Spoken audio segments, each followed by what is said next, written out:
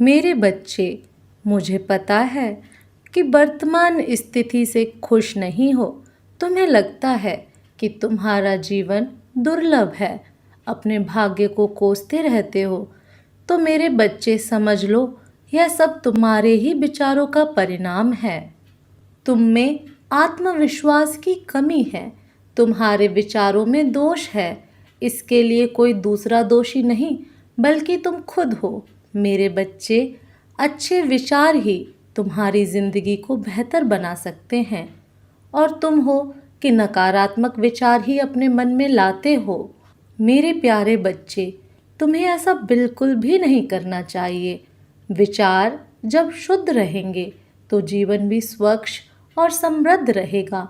आज मनुष्य जाति एक ही रोग से पीड़ित है। यह रोग है गरीबी। यह गरीबी क्यों है? इसका उत्तर यही है कि मनुष्य को परमात्मा की शक्ति पर भरोसा नहीं है, अपनी शक्ति में भी विश्वास नहीं है। मेरे बच्चे, तुम्हें उस परम पिता से पुत्र जैसा रिश्ता कायम करना होगा। यदि तुम्हें विश्वास है कि तुम्हें खाने की कमी नहीं है, तो तुम सब कुछ पा सकते हो। तुम्हें यह डर है कि खाने को तो कुछ है ही नहीं, तब तुम भूखे रहते हो। मेरे बच्चे, अगर तुम्हें ऐसा ही सोचते हो कि मुझे खाने को नहीं है, तो तुम्हारा जीवन कभी भी बदल नहीं पाएगा। तुम्हें अपनी शक्तियों पर विश्वास करना होगा। मैंने जो तुम्हें अपनी शक्तियाँ दी हैं, उसे तुम्हें इस्तेमाल करना होगा, और वह तभी संभव है जब तुम मुझ पर और अपने आप पर विश्वास करोगे। मेरे बच्चे, दृढ़तापूर्वक यह मानो कि जिस वस्तु की सच में तुम्हें आवश्यकता है, वह तुम्हारे पास है। जब तुम चाहोगे उसे प्राप्त कर लोगे। प्राप्त करने के लिए मन, वचन और कर्म से प्रयत्न करना पड़ेगा। संदेह तो बिल्कुल भी नहीं रखना। विश्वास रखो कि प्राप्ति की पूरी संभावना है। विजय उसी की होती है जिसका मन विजय से भरा रहता है। सफलताएं उसी के कदम चूमती हैं जिसे सफलताओं पर विश्वास होता है और जिसे अपनी योग्यता पर भरोसा होता है। मेरे बच्चे, तुम्हें अपनी योग्यता को कम नहीं समझना चाहिए, क्योंकि मैं जानती हूँ तुम्हारी योग्यता को। मेरे बच्चे, धन वे लोग कमा पाते हैं जिन्हें अपनी धन कमाने की योग्यता पर विश्वास होता है। जो दरिद्रता से कभी ना डगमगा कर कदम रखता है, उसके रहन सहन और चाल ढाल में दरिद्रता का लेश मात्र अंश भी नहीं रहता। उसकी सारी शक्तियाँ उसी ओर मुड़ जाती हैं जिधर उसकी मंजिल है। संसार में ऐसे बहुत से लोग हैं जो अपनी गरीबी की स्थिति को कुछ स्वीकार करते हैं और उसी में संतुष्टि अनुभव करते हुए आगे बढ़ने के प्रयास नहीं करते हैं। ऐसे लोग चाहे कितना भी प्रयास करें, सफल नहीं हो सकते, क्योंकि वे वर्तमान स्थिति को उचित मान बैठे हैं और उनकी आशाएं मिट गई हैं। निर्धनता के भय से भी लोग निर्धनता के शिकार हुए देखे जा सकते हैं। मेरे बच्चे, बहुत से बच्चों को ही यह पाठ पढ़ा दिया जाता है। वे बेचारे सारा दिन केवल इस शब्द गरीबी को सुनते हैं। वे जिस ओर भी देखते हैं, उन्हें गरीबी की प्रेरणा मिलती है। यही सुनते हैं, यही देखते हैं, यही सोचते हैं, तो बड़े होने पर यही संस्कार उनकी सफलता के रास्ते में सबसे बड़ी बाधा बनती है। उनके आत्मविश्वास की जड़ें बचपन में ही खोखली हो चुकी होती हैं। जो लोग निर्धनता से भय खाते हैं, जो सफलता नहीं प्राप्त कर पाते या जो आशंकाओं और भय से ग्रस्त रहते हैं, उनकी आर्थिक दशा को सुधार पाने की शक्ति भी नष्ट हो जाती है। वे अपने सिर पर पहले से लदे बोझ को और भी भारी कर लेते हैं और भी असमर्थ हो जाते हैं। मेरे बच्चे, अगर तुम्हारी परवरिश यदि और भी भयानक हो गया है या तो होती जा रही है, तो कोई परवाह नहीं करनी चाहिए। जिस चीज़ से तुम्हारे भीतर की आज़ादी छिन गई है या जो चीज़ आपको जकड़े हुए है, उसे मन से हटाइए और उस स्थिति से स्वयं को हटाइए, दूर हटा दो। जब तक तुम्हारे मन में दुख और दरिद्रता है, तब तक तुम कभी समृद्धिशाली नहीं बनोगे।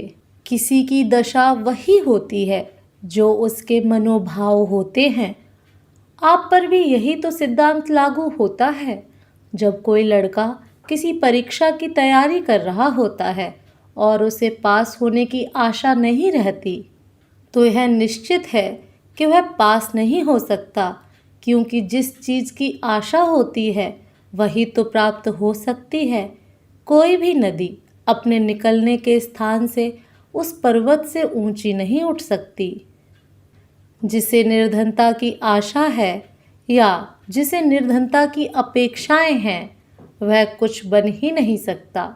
मेरे बच्चे, तुम्हें अपने लक्ष्य की ओर देखना चाहिए, अपने सौभाग्य की आशा करनी चाहिए। सुख, समृद्धि और विजय पर तुम्हारा अधिकार है। अपने अधिकार को प्राप्त करो मेरे बच्चे। तुम्हारा अधिकार तुमसे कोई नहीं छीन सकता, बस तुम खुद अपने आप को पीछे की ओर ले जाते हो। मेरे बच्चे, कोई भी वह व्यक्ति निर्धन नहीं माना जा सकता जिसके पास कोठियाँ नहीं है या अतुल राशि नहीं है, बल्कि वह निर्धन है जिसके विचारों में निर्धनता है और जो मन से दरिद्र है। क्योंकि निर्धनता एक मानसिक रोग है और मन की दरिद्रता से ही आर्थिक दरिद्रता उत्पन्न होती है। जो लोग करोड़पति बने हैं, उनमें आत्मविश्वास था। उनके मन में धनवान बनने के लिए सपने के साथ साथ वैसी ही आशाएं थीं, लगन थी, आत्मविश्वास था। तभी समृद्धि भी उनकी ओर बढ़ती चली गई। कोई भी कंजूस आदमी इतना सुख समृद्धि प्राप्त नहीं कर सकता जो विशाल और उदार हृदय व्यक्ति प्राप्त कर सकता है। क्योंकि सुख और वैभव का वास्तविक रूप वह नहीं है जिसे लोग मान बैठते हैं। आत्म विकास से, आंतरिक ज्ञान से सच्चा सुख प्राप्त हो सकता है। मेरे बच्चे, यदि तुम्हें मेरा संदेश प्राप्त हुआ है तो ठहरो ज़रा, सुनो मेरी बात को, क्योंकि तुम्हें मेरी यह बात जानना बहुत ज़रूरी है। इसलिए तुम मेरी बताई हुई बात को ध्यानपूर्वक सुनना, क्योंकि ध्यान से सुनना अत्यंत आवश्यक है। तभी तुम्हें मेरी बोली हुई बातें समझ में आएंगी कि इन बातों को समझना क्यों ज़रूरी है। इसलिए तुमको यह समझना बहुत ज़रूरी है। पहले तुम मुझे एक बात का जवाब दो कि यदि तुम्हारे साथ कोई ईमानदारी रखता है और दूसरा वही तुम्हारे साथ कोई धोखा करता है, तो तुमको यह बात पता होने के बाद तुम किस इंसान का साथ देना चाहोगे? तुम्हारा हृदय किसकी तरफ खिंचेगा? इस प्रकार सही सही के साथ रहता है और गलत व्यक्ति के संगत में रहता है। यदि गलत की संगति में आ जाए तो या तो सही व्यक्ति जैसा गलत व्यक्ति बन जाएगा या गलत जैसा सही उसकी संगति में बन जाएगा। लेकिन दो अलग प्रवृत्ति के इंसान एक साथ नहीं रह सकते, क्योंकि उनको फल भी अलग अलग प्राप्त होते हैं। इसलिए सबसे पहला कार्य तो तुम यह करो कि यदि तुम इस समय गलत संगति में हो तो तुरंत ही वह संगति छोड़ दो। और यदि तुम खुद पर विचार करके देखो तुम कोई गलत कार्य कर रहे हो तो उसे बंद कर दो। इसके साथ ही आज से ये कार्य करने प्रारंभ करो, जिसमें से पहला सुबह सूर्य निकलने से पहले उठना प्रारंभ करें।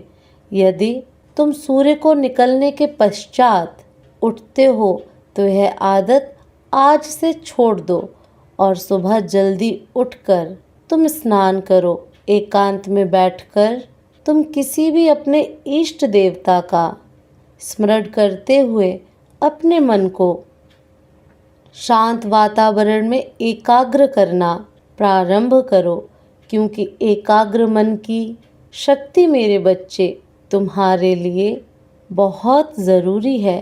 किसी भी काम को करने के लिए एकाग्र मन होना ज़रूरी है। किसी भी मंजिल को प्राप्त करने के लिए एकाग्र होना ज़रूरी है। एकाग्र मन से शांति और सुख का अनुभव होगा, और अगर तुम्हारे हृदय में शांति उत्पन्न होगी तो इसके साथ ही आपके हृदय में सकारात्मक ऊर्जा भी विराजमान रहती है। सकारात्मक ऊर्जा ही आपके जीवन की जो प्रारंभ से लेकर संध्या काल तक की दिनचर्या है, उसमें एक ऐसी शक्ति उत्पन्न करती है कि आपके हाथों से सब अच्छे कार्य होंगे, आपके हाथों से सब सही कार्य होंगे। आपका जीवन भी अच्छे की ओर ही अग्रसित होगा, अर्थ उन्नति की तरफ जाएगा। इसके साथ ही तुमको ये बात कभी नहीं भूलनी चाहिए, जीवन में जब भी तुम्हारे समस्याएं उत्पन्न होती हैं तो तुम किसी ना किसी गलती के कारण ही उन समस्याओं को उत्पन्न कर लेते हो। या तो तुम्हारा कोई भी गलत कार्य की वजह से, या तुम ध्यान रखो कि हो सकता है तुम्हारा कोई ऐसा कार्य जो किसी देवता को रुष्ट कर रहा हो। यदि तुम अनजाने में ही किसी का अपमान कर रहे हो मेरे बच्चे, तो उसका पाप ना तो तुम्हें कभी लगता है और ना ही उसका दंड तुम्हें कभी भुगतना पड़ता है, क्योंकि उसका पाप होता ही नहीं है। लेकिन यदि तुम जानबूझकर किसी देवता का अपमान कर रहे हो या जानबूझकर किसी देवता को रुष्ट कर रहे हो, तो उसकी गलती की सज़ा तुम्हें समस्या के रूप में प्राप्त होती है। और यदि तुम्हारे जीवन में ऐसा हो रहा है तो निश्चित ही तुम उस पर ध्यान रखो और ध्यान से अपनी गलतियों को सुधारने की कोशिश करो। जैसे ही तुम अपने कार्य में परिवर्तन लेकर आओगे, वैसे ही आने वाले समय में अपने आप सुधार होता चला जाएगा और तुम्हें स्वयं दिखाई देगा कि तुम्हारा समय परिवर्तन हो रहा है। जो समस्या हैं धीरे धीरे करके समाप्त होने लगेंगी और तुम्हें स्वयं भी इस बात का अनुभव होगा कि हाँ, तुम्हारे कर्मों में परिवर्तन के कारण ही यह हुआ है। यदि इस बात को विश्वास रखकर करना प्रारंभ करोगे, जीवन में सुधार होगा। स्वयं के हाथों से सदा खुश रहो मेरे बच्चे। मैं तुम्हारा ही इंतज़ार कर रही थी मेरे बच्चे। मेरे बच्चे, जो देख ना सके उसे दिखाना व्यर्थ है, जो सुन ना सके उसे सुनाना व्यर्थ है। मेरे प्रिय बच्चे, तुम जो देख रहे हो, जो सुन रहे हो और जो उम्र भर कर रहे हो, वह तुम्हारी आध्यात्मिक उन्नति का फल है। ऊर्जा के स्तर पर जो अनुभूतियाँ तुम्हें हो रही हैं, वह दूसरों को भी हो ऐसा आवश्यक तो नहीं। इसलिए मेरे बच्चे, जो आत्माएं अभी उसे देखने, समझने और सुनने को तैयार नहीं, उन्हें सत्य का प्रकार दिखाने की कोशिश मत करो। मेरी प्रिय, तुम वह हो जो दूसरों को अंधकार से प्रकाश में लाने का कार्य करते हो। जो भटका भटका है वह स्वयं आएगा तुम्हारे पास। कुआं प्यासे के पास नहीं जाता, अपितु प्यासा स्वयं कुएं को ढूंढ लेता है। भौतिकवादी संसार में मानव अपने भौतिक शरीर को ही परम सत्य मान बैठा है, जो तुम्हारे अस्तित्व का कण मात्र भी नहीं है। जैसे तुम जल को जिस पात्र में रखो वह उसी रूप में दिखाई देता है, किंतु पात्र को ही जल कह देना गलत होगा। यदि उसी जल को धरती पर बिखेर दो तो भी जल का अपना अस्तित्व रहेगा। किसी प्रकार यह भौतिक शरीर तुम नहीं हो, यह बस एक अस्थायी पात्र है जिसमें तुम्हारी परम चेतना आत्मा को धारण किया है। वह भौतिकवादी लोग तुमसे कहेंगे आत्मा दिखाई नहीं देती तो वह है ही नहीं, तो इसका उत्तर उन्हें यह देना अनेकों वस्तुएं हैं, उन्हें केवल महसूस किया जा सकता है, जैसे भूख, प्यास, गर्माहट, ठंडक, पीड़ा। ठीक इसी प्रकार वह ऊर्जा जो इस भौतिक शरीर को चला रही है वह अंतिम सत्य है जिसे तुम आत्मा कहते हो। जब तक आत्मा भौतिक पात्र में रहती है तब तक तुम इस शरीर को सत्य मानकर सब करते हो, किंतु जैसे ही वह ऊर्जा इस शरीर को छोड़ती है, मानव का यह बहुमूल्य शरीर मिट्टी के समान ढेर हो जाता है। कोई भी सगा संबंधी, प्रियजन उस शरीर को नहीं रखना चाहता।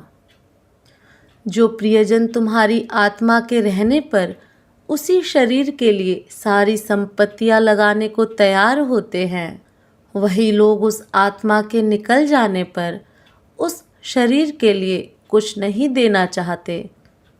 यहाँ तक वह कुछ दिन भी उस शरीर के साथ नहीं रह सकते। आत्मा रूपी ऊर्जा के निकलते ही वह इस भौतिक शरीर को ठिकाने लगा देते हैं। अब तुम ही उत्तर दो, अस्तित्व किसका है, शरीर का या आत्मा का? मेरे बच्चे, तुम जिस मार्ग पर हो वह तुम्हें परम सत्य से जोड़ रहा है। उसी अंतिम सत्य को प्राप्त करना तुम्हारा अंतिम लक्ष्य है। यदि तुम मेरे सांकेतिक रहस्य को समझ गए तो हर एक दिन यह संकल्प लेते रहो, मैं भाग्यशाली आत्मा हूँ, मैं शरीर नहीं ज्योति स्वरूप आत्मा हूँ, मैं आनंद हूँ, क्योंकि तुम्हें आध्यात्मिक मार्ग में काफ़ी आगे तक जाना है। मेरे बच्चे, तुम्हारा विचलित मन मुझे भी विचलित कर देता है। तुम क्यों सब कुछ भूलकर वापस खुद को उसी परिस्थिति में डाल देते हो? मेरे बच्चे, तुम्हारी उदासी और तुम्हारे आंसू मुझे भी दर्द देते हैं। तुम्हारे मन में उठने वाले सभी सवालों को शांत करो। मैं तुमसे वादा करती हूँ, तुम्हारी दिल से निकली इच्छा मैं अवश्य पूर्ण करूँगी। बस सबसे पहले पूरी ईमानदारी से इच्छा के बारे में सोच लेना। मंजिल पाने की चाह में सफ़र को अनचाहा मत करो। आओ मेरे पास बैठो। आज अपनी सभी व्यथा मुझे कह दो। मैं अपने बच्चे से अति प्रेम करती हूँ। तुम्हें सब कुछ प्राप्त होगा यह निश्चित है। दुनिया की हर एक खुशी मैं तुम्हारे कदमों में लाकर रख दूंगी। अपनी सभी चिंताएं त्याग दो, खुश रहना सीखो, सजो सबरो, घूमो फिरो। मैं हूँ ना तुम्हारी माँ, तुम्हारी रक्षा करने के लिए। मेरा परम आशीर्वाद तुम्हारे साथ है।